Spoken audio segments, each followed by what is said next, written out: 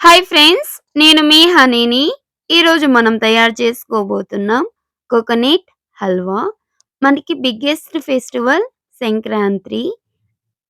ఈ ఫెస్టివల్‌కి ఎక్కువగా రిలేటివ్స్ వస్తూ ఉంటారు ఇంటికి.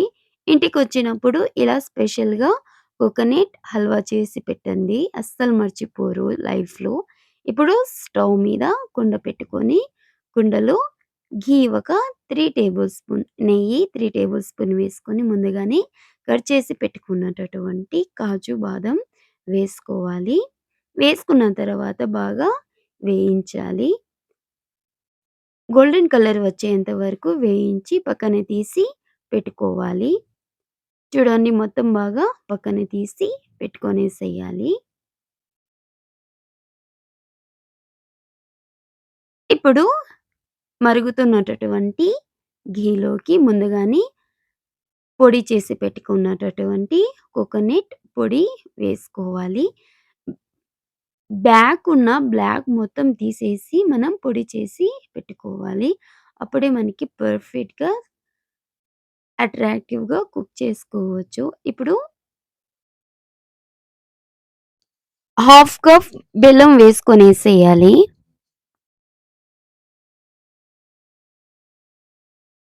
వేసుకున్న తర్వాత బాగా కలుపుకోవాలి. ఇలా ఒకసారి బాగా కలుపుకున్న తర్వాత మిల్క్, పాలు ఒక హాఫ్ గ్లాస్ పాలు వేసుకోవాలి.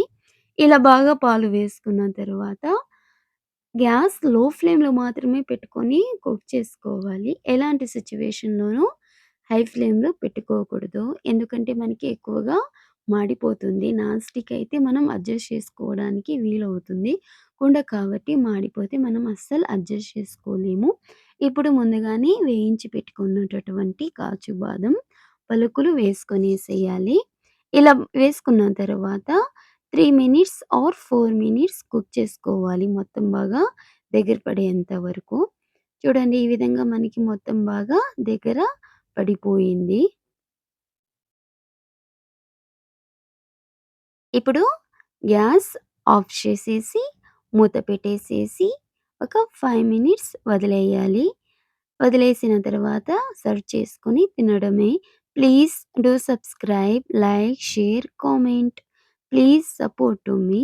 ఇలాంటి మరిన్ని వీడియోస్ కోసం please subscribe the channel. Thanks for watching this video. Bye. మళ్ళీ మరొక వీడియోలో కలుద్దాం.